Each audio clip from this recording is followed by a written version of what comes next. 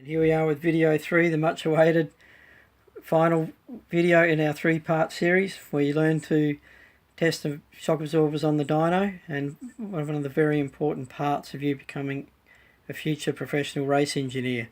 Like I said, we'll go into much further depth than this when you read our books and run our course. You'll learn all this to great detail. Now, this is the very first result you'll get from your test, so the suspense is over. And what on earth is this telling us? Is it a rugby ball or an American football? We don't know.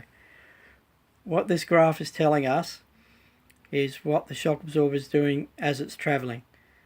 So it's gone from bottom dead centre here to mid-stroke here to top dead centre here, and then back again in what we call the rebound. When the shock absorber is coming back down, it's mid-stroke and then goes back up to bottom dead centre again. So what have we got? We've got our maximum force here and here, which is our mid-stroke position, which is what you expect. That's where our greatest velocity is and our greatest oil flow. And then as you can see it tapering off as the shock absorber slows down, the force gets less and less. The shape of the graph means there's very little what's called nose and knee. It's a very shallow graph, which means there's not much rebound force at low speeds. It's mainly in the high speed area. And our next graph, would you believe this is exactly the same test but shown in a totally different way. We've got force and we've got velocity shown in exactly the same test. We've got how fast it's gone, not how far, at the bottom here, and also the forces produced in compression and in rebound.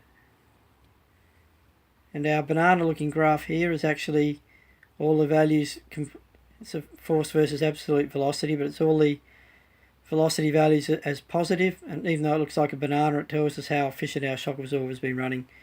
And this area here is what we call hysteresis, where we've got an energy loss and there's inefficiency in our shock absorber. But this is quite narrow, which means it's quite a good shock absorber.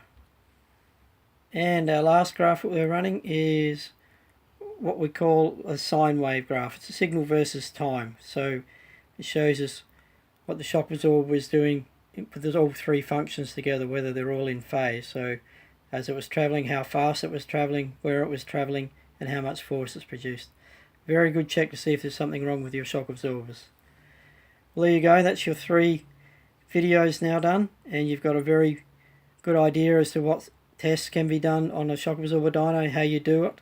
And if you want to learn how to do this and become a master, buy our books and join our course.